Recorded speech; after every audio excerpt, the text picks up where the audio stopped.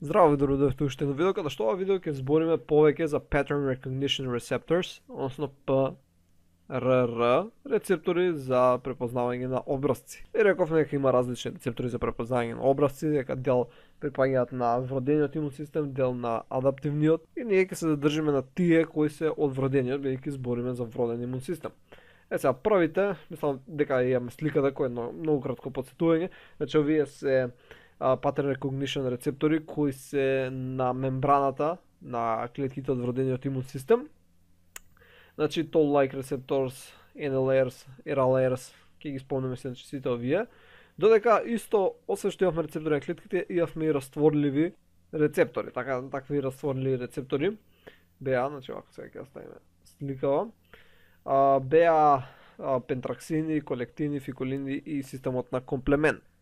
Сега ние ќе почнеме со објаснување на овие рецептори и првично ќе започнеме со toll-like рецепторите. Сега, ги имаме овие toll рецептори, основно поточно toll-like рецептори, кои што првично биле откриени всушност кај Drosophila melanogaster. Така, значи кај D. Односно, тоа е винската мушичка и многу познат организам кој се користи во изражувањето по гени. Сега, се играле со гените на Drosophila melanogaster, со гените кои правеле вакви тол протеини и забележале дека винската мушичка се раѓала целата испревртена, значи анатомијата не е била правилна, значи нозите на едно место, главата на друго и така натаму, но освен што тоа било различно, интересно е дека тие муви многу брзо умирале од инфекции. Односно, нешто не им било во ред со нивниот имун систем. Така, значи брзо умирале.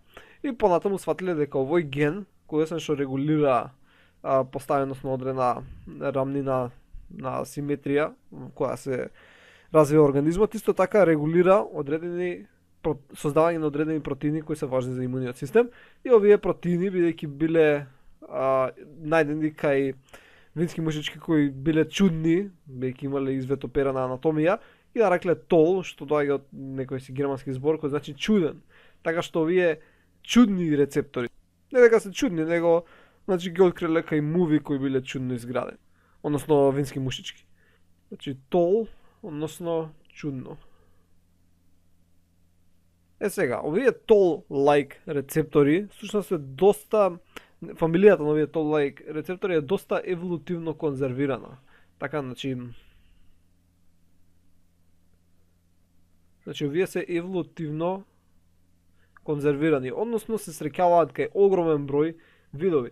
Сега, кога ги направиле првите истражувале малце понатаму и откриле дека всушност, бидејќи нарекуваме toll-like рецепторс, не е еден, него откриле 9 различни toll-like рецепторс кои ќе ги бележиме со TLR, и нашле 9, значи имаме TLR 1 се до 9. Сега дека малце подоле имаме како би изгледала структурата на овие toll-like рецептори. Значи имаат еден вид екстериерен домен, ова се е значи протеинска структура, која има леуцин богати повторувања, значи леуцин е киселина, исто така и цистински богати повторување, и ова е всушност местото каде што ќе реагира со даден памп или дамп. Така, значи тие ги зборевме во минатото видео, значи патоген асоциирани молекуларни образци или штета асоциирани молекуларни образци. Иначе имаме тука овие се од тип 1 интегрирани мембрански интегрирани протеини, каде што внатрешноста натре во цитосолот има ваков тир домен кој доаѓа од toll-like интерлеукин 1 рецептор. Toll-like интерлеукин 1 рецептор, односно, значи toll-like интерлеукин рецептор. Значи тоа е кратенка од тоа име, и тоа има протеинска структура, и ова ќе биде важно за пренесување на сигналот понатаму надоле во клетката. Сега на деснава слика ги имаме како всушност се може бидат поставени и кон што реагираат различните toll-like рецептори. Рековме дека ги има од 1 до 9. И сите тие се наоѓаат на различни делови од клетката, но сепак се интегрирани во мембрана и се наоѓаат на различни места. Значи TLR1 и 2 реагираат на бактериски липопептиди, TLR2 исто така може на бактериски пептидогликан, и тога читаме другите, TLR4 на липополисахариди, бактериски флагелин, тоа е протеин, бактериски липопептиди, и ги имаме овие TLR8 и 9 кои се интегрирани внатре во ендозоми. Сега повторно да не заборавиме дека овие рецептори можат да одговорат и на некакви DAMPs, односно Damage Associated Molecular Patterns, односно значи може да одговорат на DAMPs, кои што се некакви си молекули кои потекнуваат од нашите клетки, кои најчесто не треба да се наоѓаат во интерстицијалниот простор. Например, тоа може да бидат одредени протеини кои се асоцирани со ДНК, како хит шок, добро, не се баш асоцирани со ДНК, но може да бидат хистони, може да бидат хит шок протеини, може да биде одредени протеини кои се важни за транскрипција, така. Значи може да бидат тоа различни протеини кои не би требало да се наоѓаат надвор од клетката. Ако се детектираат тие протеини, тоа значи дека некаде има некоја клетка така која била уништена и овие протеини излегле од нејзе. Тоа значи некаде има штета. Таа штета, како што рековме минатото видео, не мора да е од некој микроорганизам или вирус. Добро, вирусите се микроорганизми, но не треба да е некоја си бактерија или вирус. Може и да е само од едноставно од некоја си травма, физичка травма, но имуниот систем ќе провери. Сега, интересно е, мислам, зошто имаме, например, рецептори кои се наоѓаат внатре во клетката. Така, значи, имаме рецептори кои се наоѓаат во ендозомите, но имаме рецептори исто кои се наоѓаат на ендоплазматичниот ретикулум. Сега, зошто имаме рецептори кои се внатре? Тоа е бидејќи дел од некои продукти или некои микроорганизми може да навлезат внатре во клетката. И ние треба да знаеме кога се внатре, така бидејќи нема да ги детектираме надвор. Друго, например, ендозомот се формира кога ќе се голтне некоја бактерија. Така, значи овде имаме некоја си бактерија, така, која била голтната и е ставена внатре во ендозом и чека да биде лизирана или од страна на различни лизозоми кои треба да се фузираат со нејзе. Но од каде лизозомите ќе знаат дека треба да се фузираат со овој ендозом? Па едноставно, продуктите кои се на оваа бактерија, така, ќе ги сигнализираат овие TLR9 или TLR8 или 7 или 3 и вие ќе пратат сигнал, ќе видиме сега како, накратко, каде што овој сигнал ќе каже, аха, овој ендозом треба да биде елиминиран, бидејќи овој ендозом има бактерија внатре во него. И затоа имаме рецептори на внатрешната страна на ендозомите и на ендоплазматичниот ретикулум. Сега, рековме дека кога ќе детектираат на својата површина некаква си субстанца, дали тоа е памп или дамп, они треба да пратат сигнал. Така, и како ќе пратат сигнал? Едноставно треба да се приспојат вака две заедно, така и тука кога ќе се врзе една молекула, нейните тир домени, така овие тир домени, се приспојуваат и понатаму започна цела каскада на реакции. И сега само ќе видиме некои си шеми како се тоа се одвива и тоа едноставно не мора да се учиме на памет, бидејќи тоа е за ако веќе ептен тоа ве интересира. Иначе, мислам, нема поента да го учиме тоа се на памет, бидејќи може да стане многу комплексно, многу брзо. Така, ајде да зголемиме малце оваа слика. Значи, овдека, например, имаме овој TLR4, така, кој се врзува со некој липополисахарид, кој не се сретнува кај нас нормално, тоа значи дека од некоја си бактерија или пак тука дека со некој бактериски памп се врзуваат овие видови на рецептори. Така, сега, тие треба да се присоединат еден со друг, како во овој случај, два тир рецептори, и тоа покренува врзување на друг протеин, така, односно MYD88, кој ќе се приврзе овдека, и потоа тој дел ќе се откачи, така како што гледаме, и ќе активира различни транскрипцијски фактори. Така, значи, активира транскрипцијски фактори, кои ја регулираат експресијата на гените. Транскрипцијските фактори ја регулираат експресијата на гените и, например, зависно што е врзано овдека, зависи кој памп е, различен сигнал се праќа. И различен транскрипцијски фактор ќе се синтезира. И например се синтезира транскрипцијски фактор за формирање повеќе цитокини, за формирање повеќе хемокини. Различни хемокини постојат, така. Ендотелни адхезиони молекули. И така натаму, кои стимулираат акутна инфламација и стимулирање на адаптивниот имун систем. А или, например, да речеме овдека се врзал некој вирус. Така, се праќа друг сигнал по друга патека, кој што е релативно слична. Океј. Еве, например, овдека, double stranded RNA. Тоа значи тоа сигурно е вирус. Тоа го имаме само кај вируси. Двојно верижна RNA. Се врзува на рецепторот знае дека имаме проблеми со вирус. Праќа сигнал, тој сигнал стимулира создавање на ARFs. Тоа е некој си транскрипцијски фактор кој ја зголемува експресијата на тип 1 интерферон.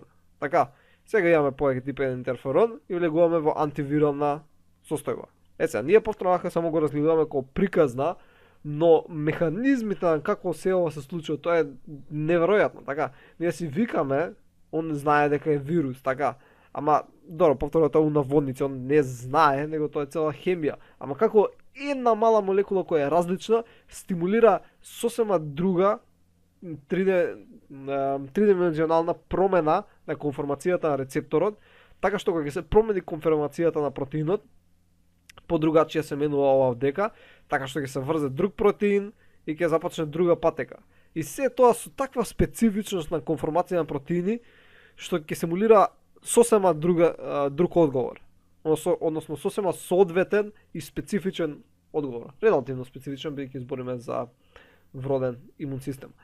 Сега, например, тука имаме потврдена аркошематска презентација, како се одвива одредена сигнална патека на овие TLR молекули. Например, оваа се врзува со липополисахарид, оваа со липопептиди, оваа со флагелин, кој е протеин од опашката на бактериите.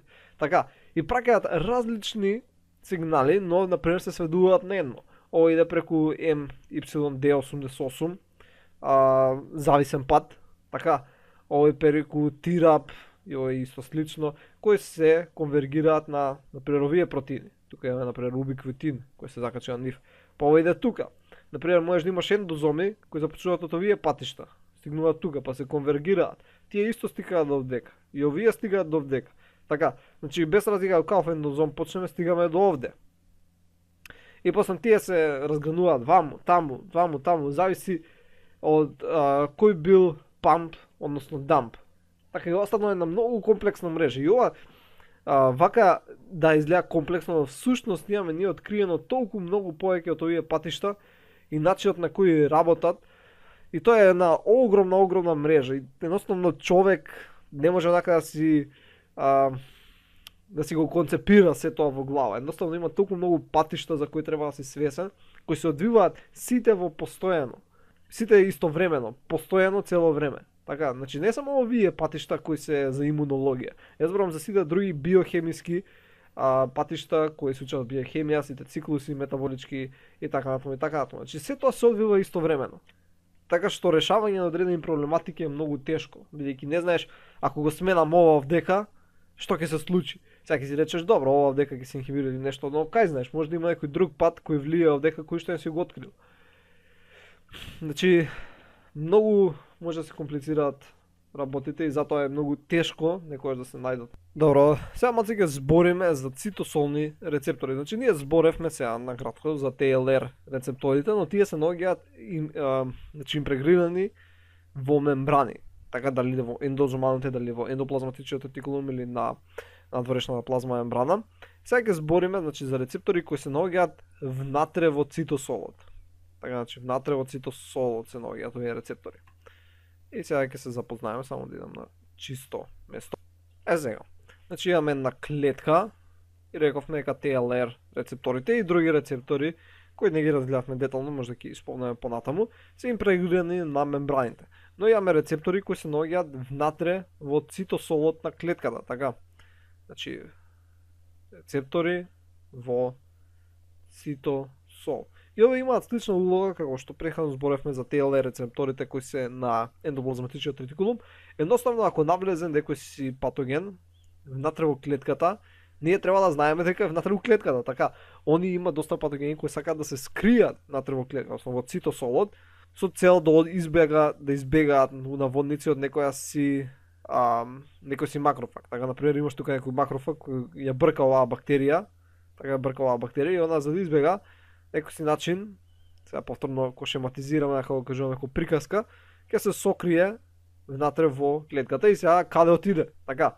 Ама нашиот имун систем ќе ја препознае, дека тука е, ќе се индуцираат патишта за сигнализација, ќе се прати, ќе се активира, ќе се направат различни интерферони кои преку други сигнални патишта ќе му кажат, аха, тука е, добро, таму е, добро, идам да го средам.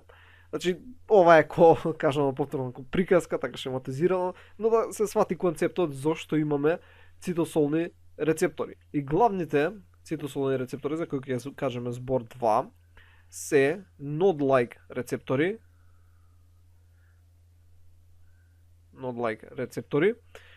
rig-like, со големо и, like рецептори. RIG е всушност retinoic acid inducible gene like рецептори и цитосолни DNA сензори. DNA сензори. Значи овие node-like рецептори, всушност ги бележиме како node-like рецептори. Така.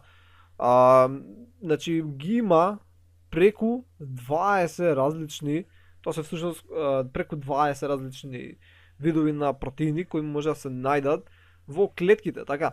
Сега интересно е дека различни node-like рецептори се наоѓаат во различни делови од клетка, например, една се наоѓа близу една органела, друга близу друга органела, или пак во различни видови клетки. Сега лупам броеви, но да речеме дека node-like рецептори 3, иако со букви се бележени главно, се наоѓа, например, кај макрофаги. Овој се наоѓа, например, 4 пример. Сега овие лупам, овие не ми се прочитај некаде, но, например, овие се наоѓаат во епителни клетки на, не знам, урогенитален тракт. Овие петката се наоѓаат на епителни клетки на некој си друго место. И така натаму и така. Значи, постои цел каталог какви видови рецептори се наоѓаат во кои делови од клетки, кај кои ткива и така натаму и така. Значи, тоа може у наводници од бескрај да се оди, но едноставно сам да објаснам колку е комплексноста и колку всушност имало истражувачи кои земале клетки од различни ткива, од различни места на органи и ги анализирале, барале вакви протеини, па каде точно во клетката се наоѓа овој протеин и така натаму и така натаму. Значи многу имаме дата база на знаења. И јас за овие само ќе спомнам дека, како што реков, се над 20 протеини кои кога ќе приметат некој памп или пак дамп, они активираат одредени сигнални патеки, така да речеме дека ова е некој си молекула на NLR, така, и она детектира нешто и она активира цела сигнална патека од еден протеин до друг, каде што се стига до транскрипцијски фактори, каде што се регулира експресија на некои си гени во јадрото и на крај се поттикнува воспалителен одговор. Така, че јадрото на крај поттикнува воспалителен одговор. Сега ќе ставиме само една слика, че не мора ова воопшто да знаете детално. Че вака ќе идеме. Значи имаме тука некоја слика за различните фамилии на node-like рецептори, значи ги делиме на А, Б, С и П, зависно од каква им е структурата, гледаме имаат различни структури, како дека ги бележеле на овој начин. А овие се кратенки за некои секвенција од аминокиселини или слично. Кратенки кај што он снимаме одредени домени кои реагираат со дадени дампс или пампс, каде што понатаму се праќа сигнал, активирачки стимул, флагелин или пак некои протеини, екстрацелуларен АТП и така натаму и така натаму. И на крај како се активира и понатаму нели праќа сигнална каскада. Не интересира тоа толку, едноставно да видите дека постојат, ги знаеме структурите, ги знаеме домените на сите различни фамилии, тие се поделени во подфамилии и така натаму. Не мора тоа да го учиме, него колку да имате некако увид дека постои. Еве тука една друга слика, каде што исто ги представува, значи овие овдека структури што ги гледаме у средина, типична структура на домен. Упс. Значи ова вака што го овдека што го имаме на пример, и овдека е представено лево на некој си друг начин, значи имаме други структури, у текст доле имаме малце кои што ги објаснува кратенките што значат и така натаму. Сега идеме малце надоле, значи сега ќе збориме за DNA сензори. И DNA сензори прават баш тоа што вика само име. Они детектираат, например, double-stranded DNA или double-stranded RNA. Така кои најчесто потекнуваат од вируси. И кога ќе се детектираат овие, се стимулира преку Sting pad, кој ќе разгледаме сега на слика, значи преку Sting pathway и големи и мали букви, окей. Преку Sting pathway се активира тој pathway со цел да се стимулира експресија на гени кои зголемуваат секреција на тип 1 интерферон.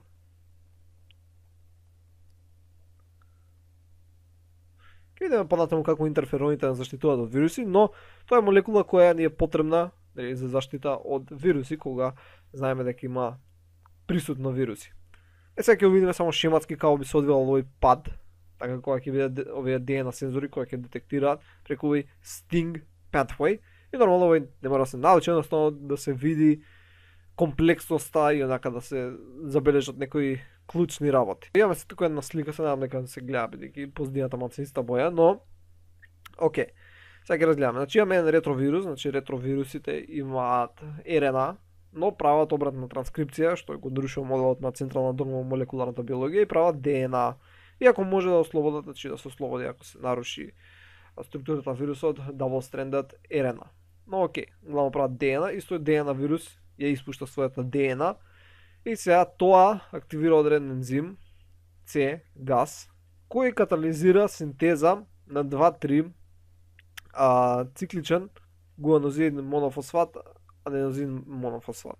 Значи цикличен гуанозин, аденозин монофосфат. Така, сега, таа молекула се врзува со овие Sting рецептори кои се наоѓаат на површината на ендоплазматичниот ретикулум. И Sting потоа рекрутира и активира киназата TBK1, значи активира TBK1, која го фосфорилира IRF3, така значи врши фосфорилација, односно со фосфорилирање секогаш се активира нешто. И сега фосфо IRF3 се пренесува до јадрото, каде што служи како транскрипцијски фактор за генот, да речеме дека ова дека е генот, кој го прави тип 1 интерферон.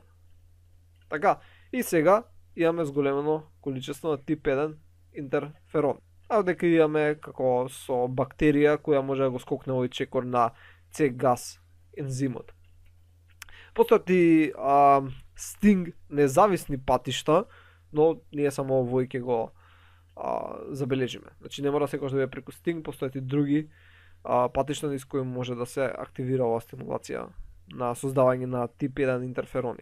И сега кој ни остана RIG-like рецептори, нема за нив ништо посебно разгледуваме, но ќе кажем дека и они се исто врзани со детекција на вируси. Така, значи они исто така детектираат вируси. И сега на крај само сакам да кажам збор 2 за инфлазоми, кои се исто цитосолни молекули. Значи, ќе ставиме тука сликата. Исто се цитосолни молекули кои не се копирал текстот. Океј. Имаме повторно сликата, сега со текстот.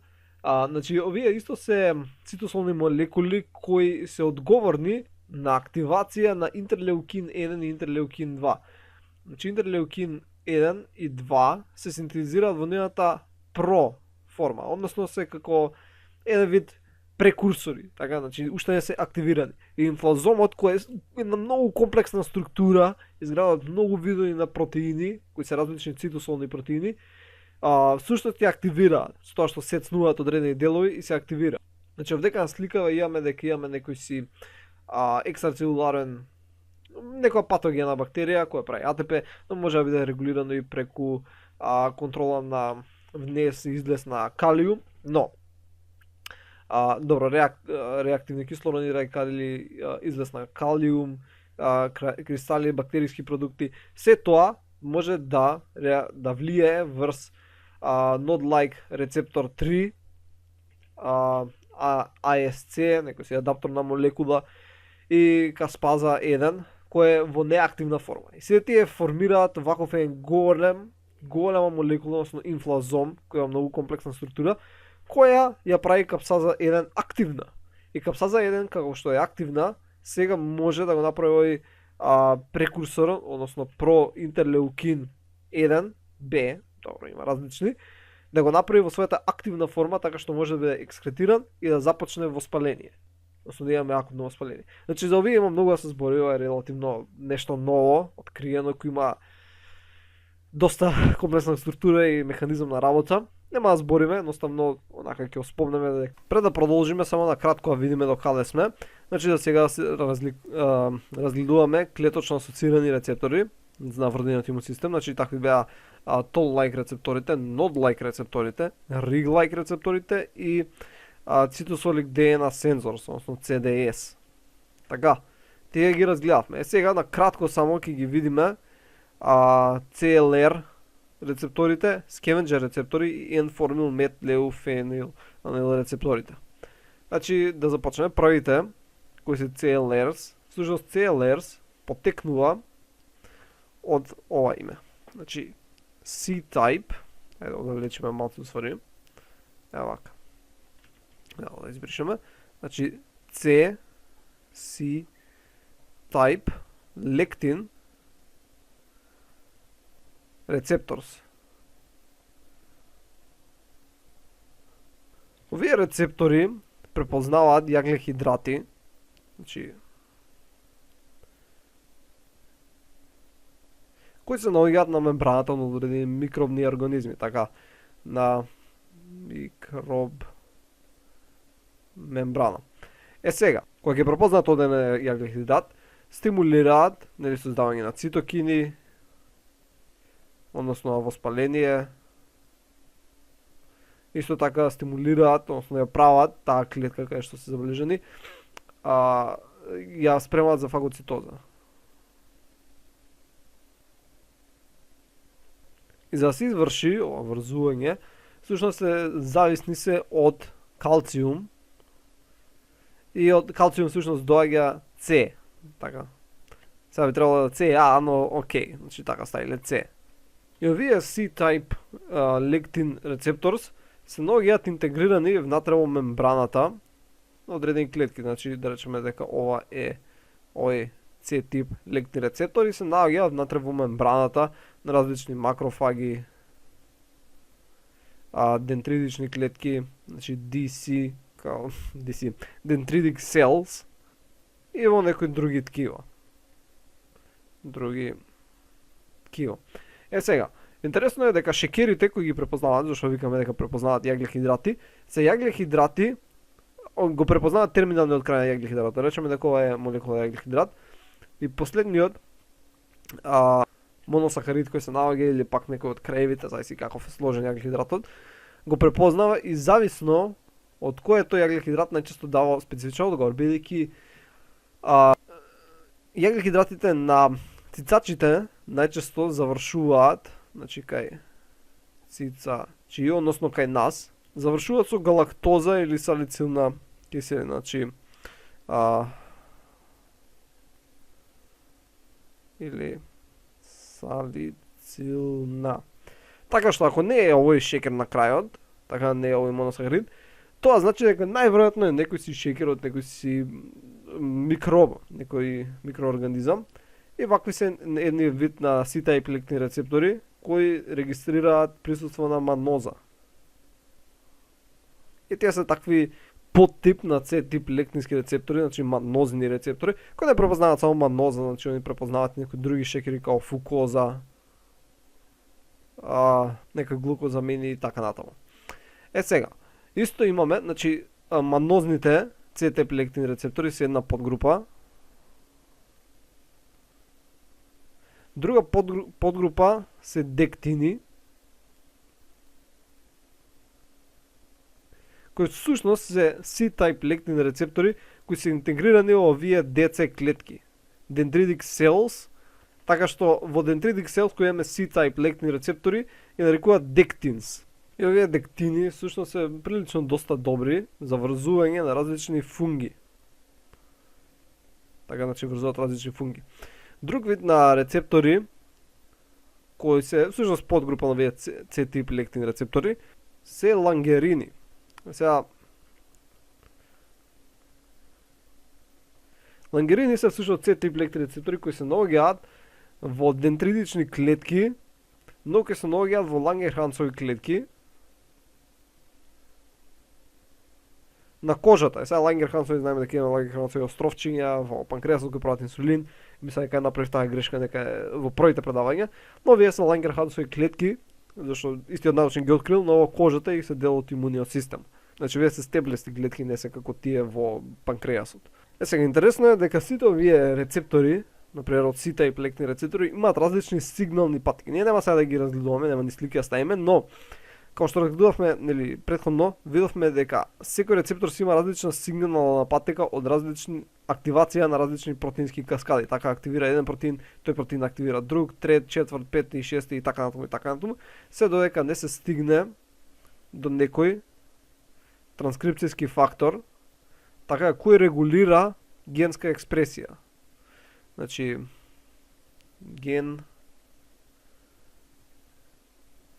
генска експресија која понатаму таа генска експресија ќе промени синтеза на некој си друг протеин кој може ќе влијае после во созданието на цитокини, ќе се одобрат некои канали, така натаму и така натаму. Значи главно сите генски патики овдека, само главно не е баш така, но има доста кои значи влијаат на ниво на промена, односно активација на некој си транскрипцијски фактор кој ќе помогне за зголемување на генската експресија, односно да имаме генска експресија на некој си даден ген. Наредни, значи тие беа C-type лектни рецептори, наредни ни се scavenger, значи не знам дали точно го напишав, но scavenger-like рецептори.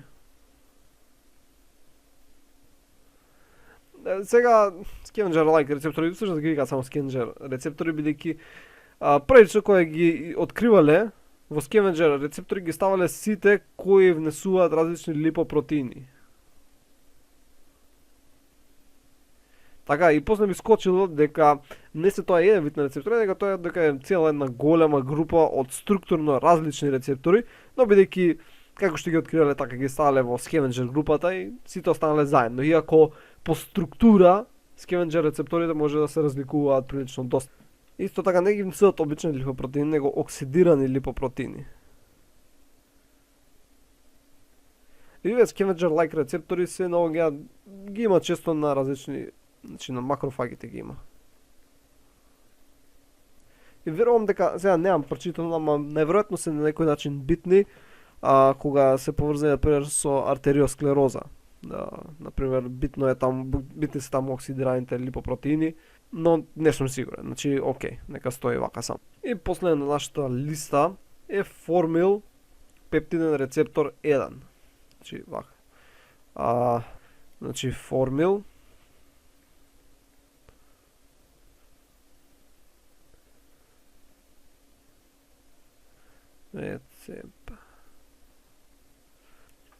рецепторс 1 и ги бележат како и овој рецептор всушност детектира присуство на N-формил метионил.